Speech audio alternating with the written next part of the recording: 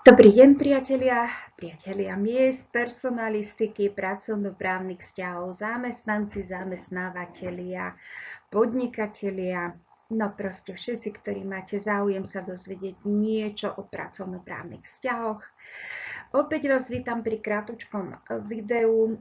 Dnes je 31.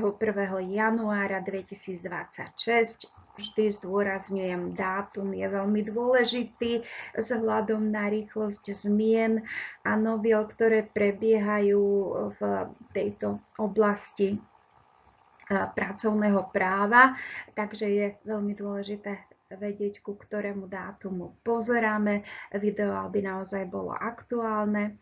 Nuž a dnes sa budeme zaoberať, čo sa týka mesačných miest, tak nezdaniteľnej časti základu dane, ktorá je platná od 1.1.2026. A takisto v druhej časti videa sa budeme potom zaoberať tými našimi novými sadzbami dane. Od 1.1.2026 máme 4 sadzby dane. Takže trošičku si povieme aj o uplatňovaní týchto 4 sadzieb v mesačných mzdách. Takže sa pohodlne usaďte a poďme sa spolu pozrieť na prvú časť videa, teda nezdaniteľné časti základu dane. No a tu máme slajd, na ktorom máme množstvo čísiel. Pokiaľ sa ideme rozprávať o nezdaniteľnej časti základu dane na mesačnej báze, teda mesačne, tak nás bude zaujímať táto modrá tabulka. Tá čierna je tu len preto, aby sme pochopili, od čoho sa tie sumy odvíjajú. Ak chcete, ak vás to nezaujíma, tak v podstate ako daňovníka nemusí. Pre vás je dôležité, že nezdaniteľná časť mesačná v tomto roku je 497,23. Takisto počas celého roku je aj pre mzdárov táto suma najdôležitejšia. Len teda trošku k tomu, ako sa k tej sume dostávame. Tá nezdaniteľná časť sa mení vždy k 1.1. Takže každý rok máme novú nezdaniteľnú časť. A v tom predchádzajúcom úvode som hovorila, že tie naše ostré dane sa počítajú až za celý rok. Jasné, ostrá daň, lebo zrátavame všetky príjmy zdaniteľné, ktoré sme dosiahli, ja neviem, v zamestnaní, ak sme mali viacero zamestnaní, tak zo všetkých dohromady. Ak sme mali aj nejaké, ja neviem, prenajmy alebo živnosti k tomu, tak proste to všetko sa nám zarátava do daňových priznaní. Zamestnanci nemusia si robiť daňové priznania, môžu požiadať o ročné zúčtovanie dane, ktoré nahrádza daňové priznanie svojho zamestnávateľa, ale len vtedy, ak majú celý rok príjmy len zo zamestnania, len na Slovensku. Takže ak majú k tomu ešte nejaké ďalšie príjmy, čo len z prenajmov alebo z nejakých podnikateľských činností, alebo boli na brigáde v zahraničí, tak hold, vtedy si musia robiť daňové priznanie sami. Že ten zamestnávateľ je povinný, ak ho požiadate urobiť vám ročné zúčtovanie len z príjmov zo zamestnania.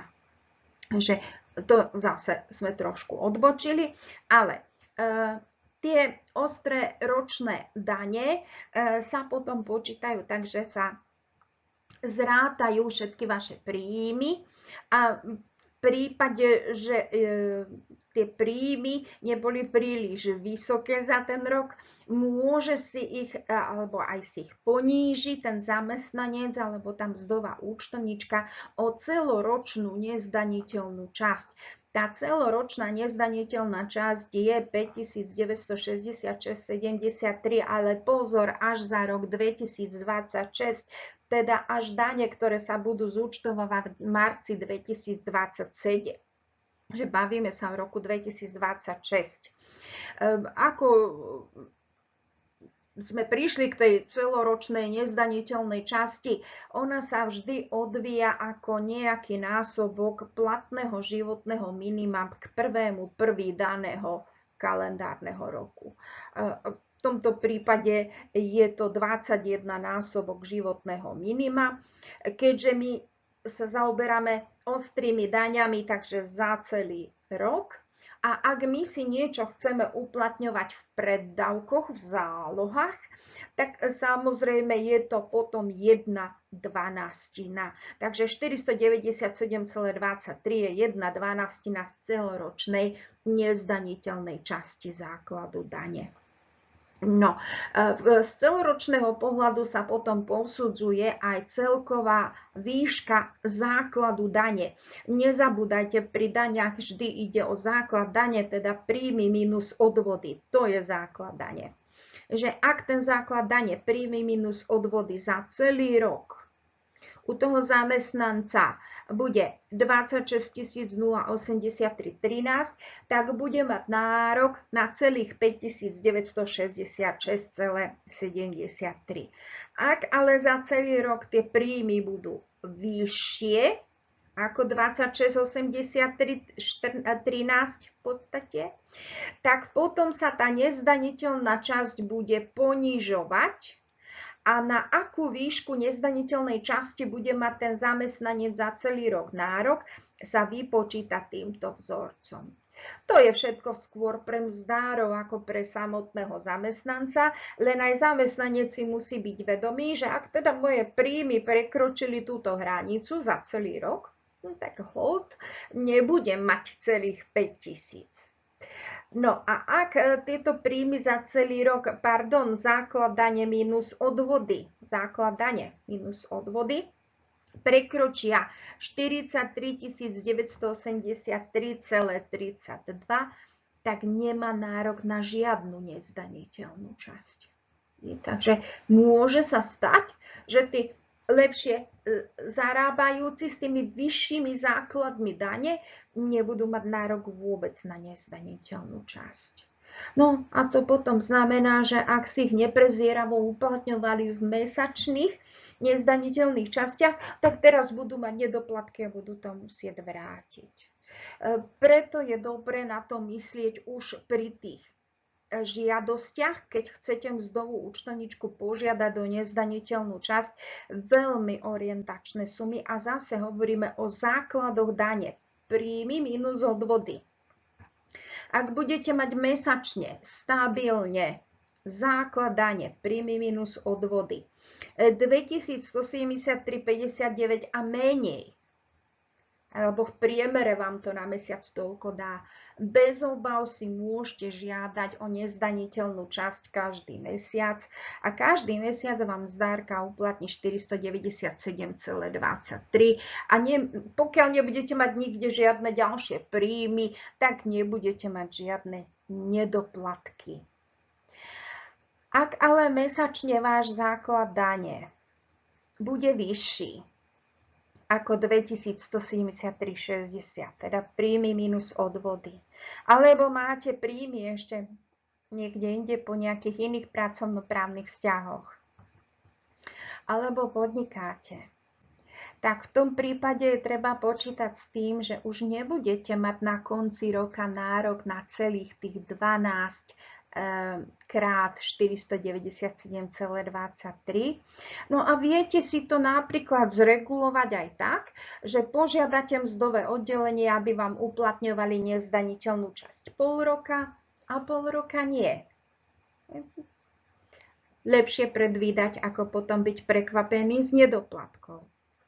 Nuž a ak váš základ dane mesačne, stabilne, nie, že vám to vyskočilo raz 13. platom, ale stabilne každý mesiac, dosahuje a prekračuje príjmy minus odvody 3665,28 centov, hlavne sú tie veľké sumy, tak pokiaľ nechcete mať nedoplatky, vôbec si nežiadajte o nezdaniteľnú časť mesačne.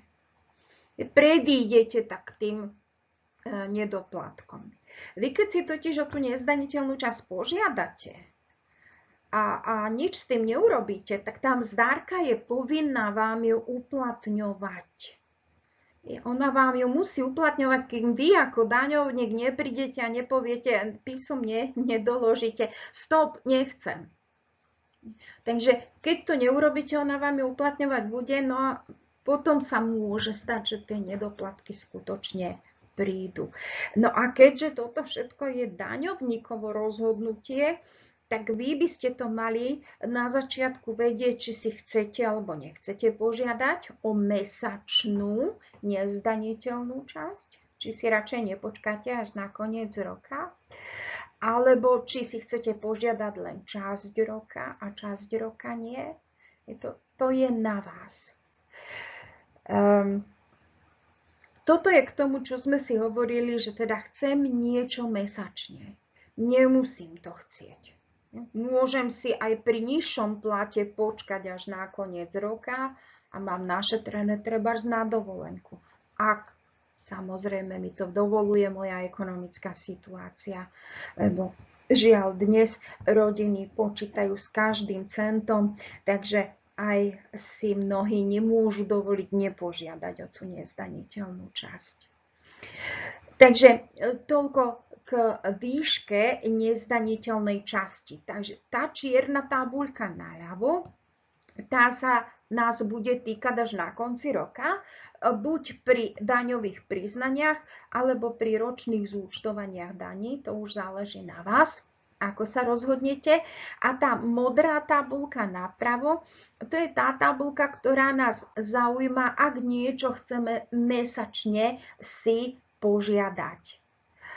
Poďme sa pozrieť na to, čo musíme urobiť, ak chceme tú nezdaniteľnú časť dostávať mesačne.